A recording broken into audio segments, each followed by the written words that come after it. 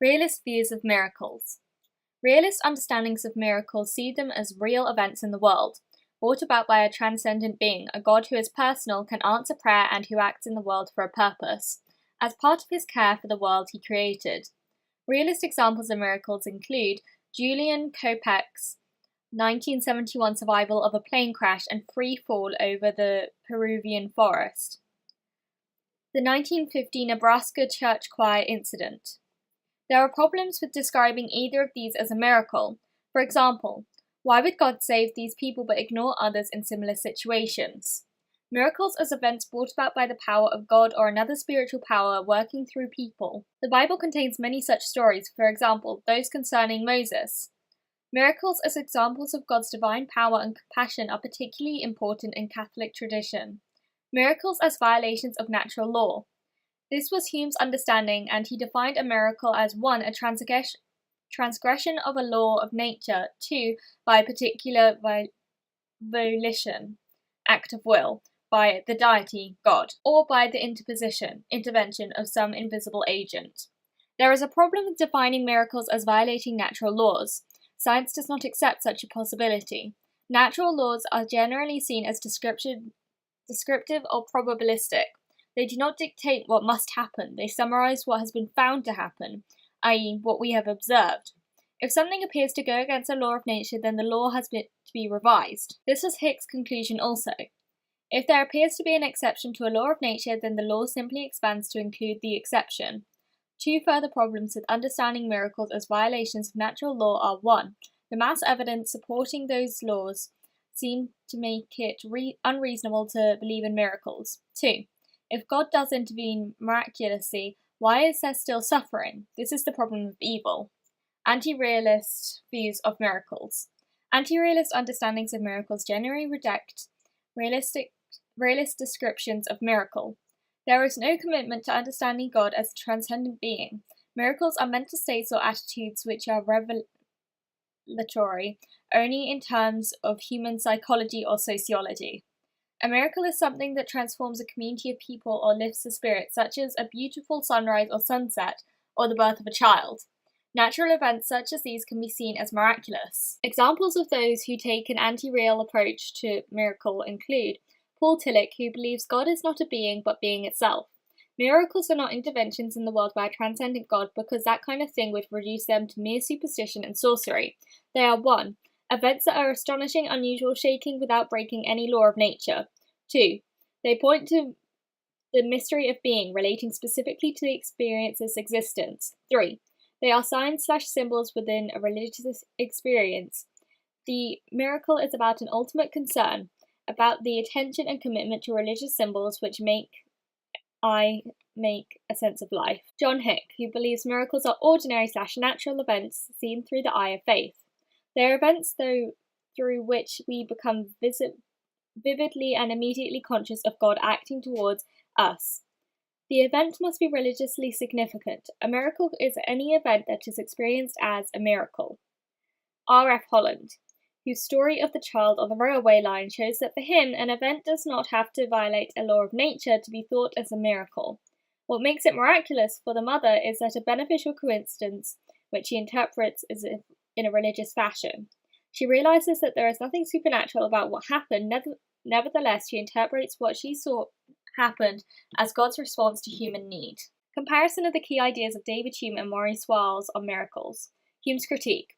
Hume's critique of miracles is based on his empirical assumptions all knowledge comes from sense experience. A wise man proportions his belief to the evidence, and religion is based on incorrect factual claims. Hume defines a miracle as a violation of law of nature by God. Our experience of consistency of these laws shows that a violation of them is likely of all events, and no testimony can ever overcome that. His main argument is inductive. The logic of his 4 steps shows that it is always more likely that the witnesses are mistaken or that they are lying that the miracle has occurred. His supporting arguments from psychology further dismiss miracles as the product of weak education and weak integrity, the natural credulity of human nature, the fact that miracle stories come from ignorant and barbarous nations, and the conflicting miracle claims among the world's religions. Hume's arguments have weaknesses. 1. No inductive argument can ever be certain, so however improbable miracles might be, we cannot say for certain they do not happen. 2. Christians can, if they wish, make their own counter-argument claiming that there are reliable observations of violations of natural laws, and second, that the improbability of a miracle is a necessary condition for it to happen. 3. Hume's psychological objections to miracles are not sound, not least by their own admission that Tacitus was as good a witness to miracles as we can get. 4. If Hume witnessed a miracle, could he accept it? Nevertheless, Hume's definition and critique of miracles has set the standard for discussion of miracles ever since. Wells's critique. God does not act in the world through miracles. Language about miracles is symbolic, not literal. Understanding miracles as God intervening in the world has come about by thinking that God is intervening in a chain of causes, or else that God is an agent controlling the chain of causes as a whole. This misunderstanding has been brought about by Hume, whose definition of miracles sees them as causal violations of natural laws by God. But this sort of approach raises the problem of evil. Miracles are highly selective, so if God does them selectively, he must be an immoral God who intervenes to save some but ignores the rest. So Hume got it wrong. God does not intervene. The language of miracles, as in the Bible, is very much to do with our fight against evil. But this language is mythical and not literal. Jesus' refusal to do miracles for Satan shows that God does not intervene to perform miracles. The only miracle is that of creation itself. So perhaps Wells's God is deistic. Again, God does not intervene. A comparison of Hume and Wells. Their starting assumptions are completely different. Hume is an atheist, Wells is a Christian, so Hume assumes that there is no God to violate anything. But Wells assumes that there is a God who preserves human freedom by not intervening. Hume assumes that Christianity is irrational, particularly about miracles. Hume's whole interventionist account of miracles is irrelevant to Wells.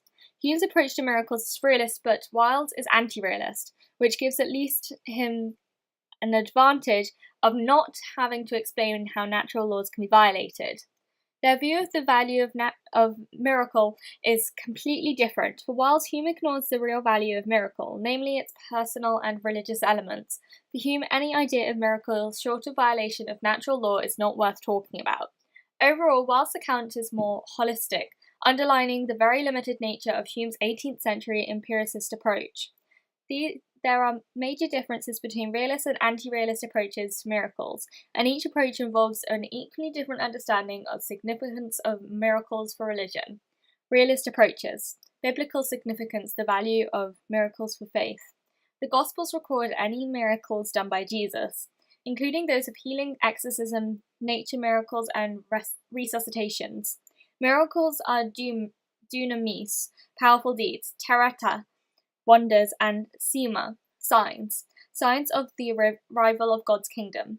The miracles of Jesus all point to the central miracle of God's resurrection of Jesus.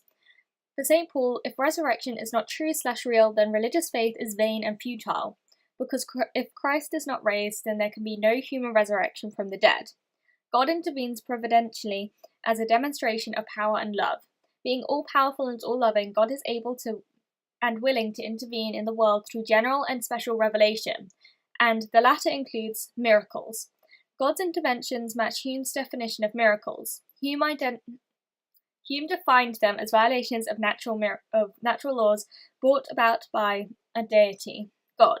Hume expected that definition to show that they do not happen, whereas Christians believe that they do. The idea of miracles as actions of an all-loving and all-powerful God raises the problem of evil. The problem of evil, the inconsistent triad, is the greatest stumbling block to religious belief, and has led Maurice Wells to reject the realist understanding of miracle. One of the biggest problems is that miracles appear to be selective and therefore unfair. Keith Ward answers this objection by arguing that miracles have universal, not selective significance because they disclose to humanity something of God's plans for the universe, including the promise of life after death. The resurrection of Jesus being God's sign for this, where they can open themselves up to God. Human beings also have the natural power to perform miracles, as with great figures such as Catholic saints. Miracles are therefore both natural and supernatural, but they are not interventionist. Miracles are epiphanies of the Spirit. God intends them to be clues of his intentions for humanity. Anti-realist approaches. By contrast with realist approaches, these have a different understanding of religion. This is particularly true for Tillich, who sees God as not being but being itself. Miracles cannot contradict the rational structure of reality, so are not interventions by a transcendent God. They are sign events that cannot be divorced from their religious context, but is religious experience. The significance of miracles is primarily personal and psychological. Similarly for Holland, miracles are events with deep personal significance. Whilst miracles are events that reveal something of God's intentions for the world, so the miracles in the New Testament are about inspiring people to overcome evil and suffering. The significance of these interpretations is that miracles do not relate to events brought about by a real God. Rather, their reality is in the mind of the person who experiences an event which he or she judges to have extraordinary personal significance. Which approach to miracles is most significant for religion? Tillich's approach to both God and miracles seems to boil down to saying something about the way our minds work. Is God a real being, or does God exist only as a psychological reality? Think of the cosmological argument. Does God exist as the reason why the universe exists, or is God just a way of looking at and explaining the world? For realists, miracles are real events. For anti-realists, they are unusual and astonishing events within human experience. Which do you think most accurately describes the significance of miracles?